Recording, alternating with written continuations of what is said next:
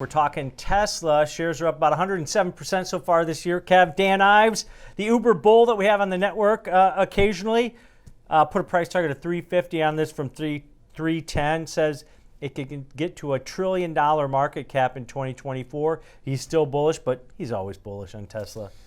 It's the question is for Tesla this year, and it's one of the Magnificent Seven. It's one of the charter members, so it's in the play with all these other names.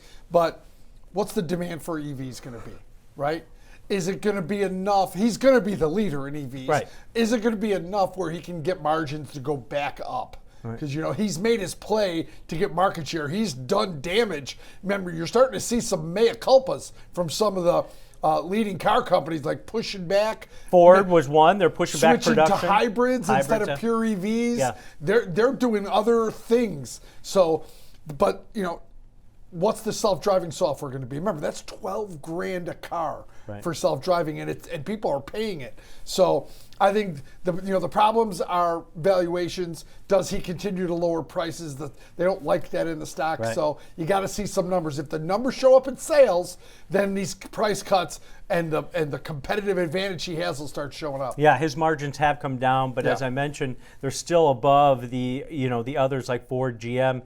In this space, Joe. But Kevin brings up a good point. Is this all going to be about the consumer still wanting electric cars at this point? Or, are they going to run out of money where they actually can't buy new cars? Is that going to be maybe a theme in 2024? Your thoughts here, Joe?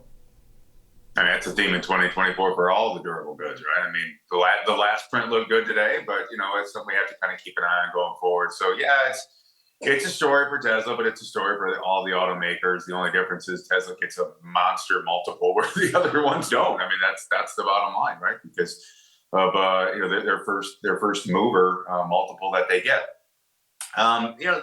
It's going to be an interesting story. Dan Ives, as you mentioned, his call for the upside. I think it really comes down to the health of the consumer, because I do believe that there is still demand for the EV products, and a lot of it's going to come down to the demand in China and how much of the recession that we saw in China, that kind of deep recession, are we on our way out of it? Right now Tesla's already starting to raise prices in China, and they've seen some steady demand in this region. I think that they've kind of taken the steps that they needed to kind of squash competition here with the price cuts. And, now we got in an area where you talked about those margins, right? Gross margins, they did decline from 27% in June 22 down to 19% in October of this year. So, they pushed them down, they squeezed out competition, and can they stabilize prices at these levels? And then kind of get back into that above 20% gross margins. I think if they can do that, and if that's the story for 2024, then the company and the shares could do very well. Yeah, and I like the point that Kevin brought up, licensing, right? Full self-driving, that is going to be a product they're going to be able to license. They're already getting all the other OEMs to get on their supercharger network also. Yeah. So maybe, those are high margin businesses. Can you imagine if you told Ford and General Motors and Stellantis 19% margins? They'd be like, oh my God, We'll they take love 19% margins.